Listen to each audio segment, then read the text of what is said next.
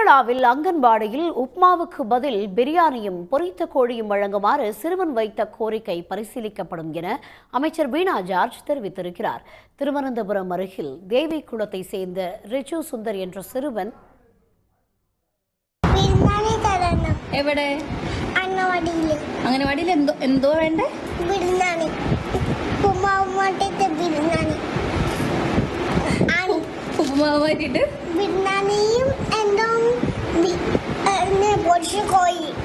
திருவனந்தபுரம் அருகில் தேவிக்குளத்தைச் சேர்ந்த ரிஜு சுந்தர் என்ற சிறுவன் தனக்கு உணவூட்டிக் கொண்டிருந்த தாயிடம் அங்கன்வாடியில் உப்புமாவுக்கு பதில் பிரியாணியும் பொரித்த கோழியும் கொடுக்க வேண்டும் என்று கூறியுள்ளார்.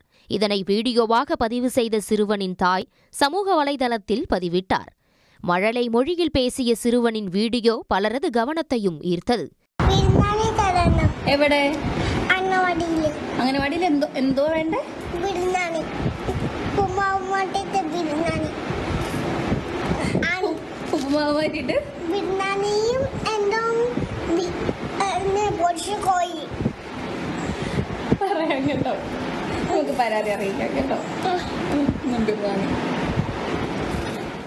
சமூக வலைதளங்களில் பரவிய வீடியோவை கண்ட கேரள சுகாதாரத்துறை அமைச்சர் வீணா ஜார்ஜ் அங்கன்வாடிகளில் உணவு மெனுவை திருத்த நடவடிக்கை எடுப்பதாக கூறியுள்ளார். மேலும் சிக்கன் பிரியாணி மற்றும் பொரித்த கோழி வழங்குவது குறித்து பரிசீலிக்கப்படும் என்றுം അവർ தெரிவித்துள்ளார். അങ്കണവാടിയിലെ ഉപ്പുമാവിന് പകരം ബിരിയാണിയും പൊരിച്ച കോഴിയും വേണം എന്നുള്ളതാണ്.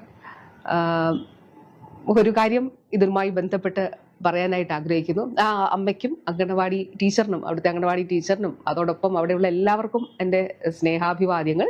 ശംഖുവിനും പ്രിയപ്പെട്ട ശംഖുവിനും തീർച്ചയായിട്ടും ശംഖുവിന്റെ ആവശ്യം പരിഗണിച്ചുകൊണ്ട് നമുക്കിതൊന്ന് പരിഷ്കരിക്കുന്നതിനെ കുറിച്ച് ആലോചിക്കാം.